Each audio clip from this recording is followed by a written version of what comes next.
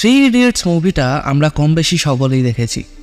ওখানে লিড চরিত্রে অভিনয় করা আমির খান তার ইঞ্জিনিয়ার কলেজের প্রফেসরকে প্রশ্ন করেছিলেন, স্পেস স্টেশনে আমাদের নিয়মিত ব্যবহার করা বল পেন কাজ করে না, যদি এটাই হবে তাহলে স্পেস স্টেশনে বা মহাকাশে উড পেন্সিলের ব্যবহার কেন করা হয় না?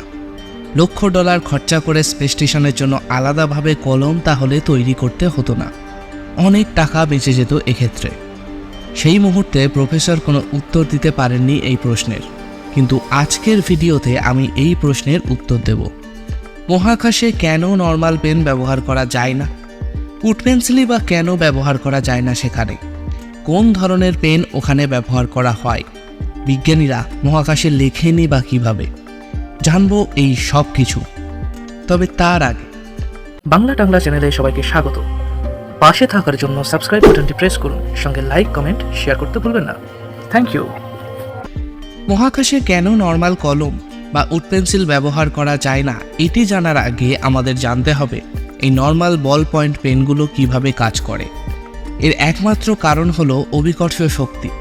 আমরা সাধারণ কলমে যখন লিখি তখন পৃথিবীর অভিকর্ষের টানে উপরে থাকা কালি নিচের দিকে চেপে থাকে বা নেমে আসতে চায়। আমাদের লেখার সময় কলমে সূচালো অংশে থাকা বলটি খাতার পাতায় ঘষা লেগে ঘুরতে থাকে, তখন কলমের শীষের মধ্যে থাকা কালি বারবার লাগতে থাকে বলটিতে এবং খাতার পাতার উপর কালির ছাপ পড়ে লেখা হয়। আর এই কাজ সম্পন্ন হয় একমাত্র অভিকর্ষের জন্য।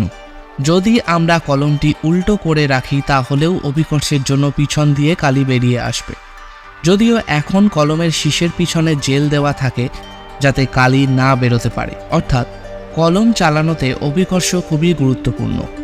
মহাকাশে এই অভিকর্ষ বল নেই, ফলে কলমের শীষের সামনে বা পিছনে কোনো দিকেই কালির চাপ সেরকম সৃষ্টি হয় না, কালি তাই বেরোতেও পারে না, ফলত লেখাও সম্ভব নয় এই সাধারণ বল পয়েন্ট পেন দিয়ে। স্বাভাবিকভাবে সেজন্যই প্রশ্ন আসেই, তাহলে উড পেন্সিল কেন ব্যবহার করা যায় না? উড পেন্সিলে তো কালির কোনো ব্যাপার নেই, পুরোটাই গ্রাফাইট, অভিকর্ষেরও প্রয়োজন হবে না, তাহলে কেন ব্যবহার করা যাবে না? এখানেও রয়েছে অনেক সমস্যা। মহাকাশ যাত্রার শুরুতে মার্কিন ও রুশ বিজ্ঞানীরা পেন্সিলই ব্যবহার করতেন। এই পেন্সিলের ব্যবহারে থেকে যায় অনেক বিপদ, যেমন পেন্সিলের শীষ গ্রাফাইট দিয়ে তৈরি, আর গ্রাফাইট হলো তাপ ও বিদ্যুতের পরিবাহী। এছাড়াও পেন্সিল ভেঙে গেলে গ্রাফাইটের টুকরো বা গুঁড়োগুলো অভিকর্ষহীনতার কারণে নিচে পড়বে না, সেগুলি ভাসমান অবস্থায় থাকবে। এর ফলে সেগুলি মহাকাশচারীদের নাক কানে ঢুকে গিয়ে বিপত্তি বাঁধাতে পারে।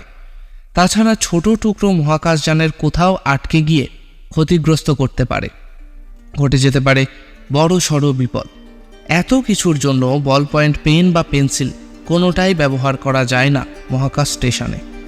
আর এই অসুবিধার জন্য বিজ্ঞানীরা আবিষ্কার করেছেন স্পেস পেন, যেটা কোনো রকম কোনো সমস্যা ছাড়াই এই পেন মহাকাশে ব্যবহার করা যাবে। এবারে দেখে নেব কীভাবে এই পেন কাজ করে মহাকাশ স্টেশনে।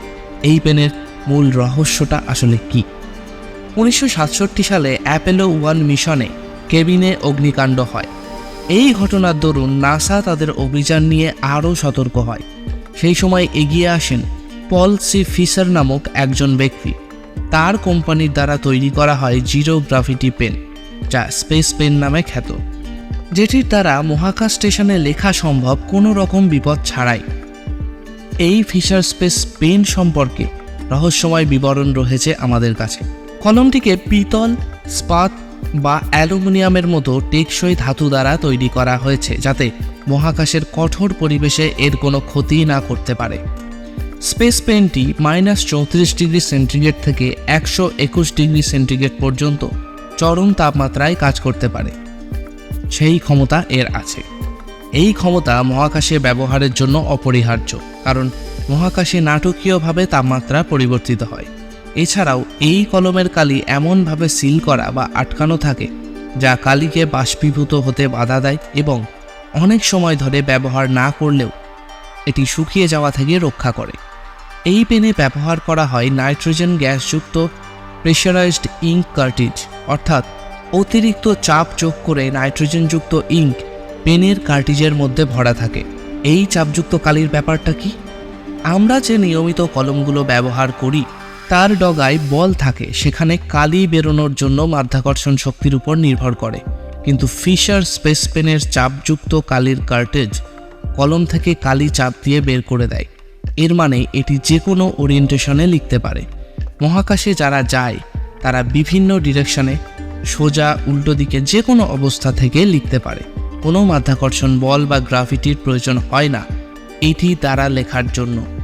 ফিশার স্পেস পেনের বিভিন্ন মডেল এবং ডিজাইন থাকে। কলমে একটি ক্যাপও থাকে। যখন একজন নভোচারী মহাকাশের মাইক্রোগ্র্যাভিটিতে ফিশার স্পেস পেন ব্যবহার করতে চান, তখন তারা কেবল কলমটির ক্যাপ খুলে ফেলে এবং লিখতে শুরু করে। চাপযুক্ত কালির কার্টেজ মাধ্যাকর্ষণ শক্তির নির্বিশেষে কালির একটি ধারাবাহিক প্রবাহ নিশ্চিতভাবে তৈরি করে। কলমটি কাগজে বা অন্য কোনো পৃষ্ঠে মসৃণভাবে লিখতে সাহায্য করে, যাতে মহাকাশচারীরা তাদের মিশনের সময় বিভিন্ন ঘটনার নোট নিতে পারে, গণনা করতে পারে এবং অন্যান্য লেখার কাজও করতে পারে। সবশেষে বলতে হয়, মহাকাশ জগতের একটি অভাবনীয় আবিষ্কার এই স্পেস পেন, যা আমাদের উন্নতির শিখরে অনেকটা ধাপ এগিয়ে দিয়েছে। আজকের ভিডিওটি কেমন লাগলো কমেন্ট করে অবশ্যই জানান। ভিডিওটি ভালো লাগলে চ্যানেলটি সাবস্ক্রাইব করুন, লাইক, কমেন্ট, শেয়ার করে পাশে থাকুন। Thank you.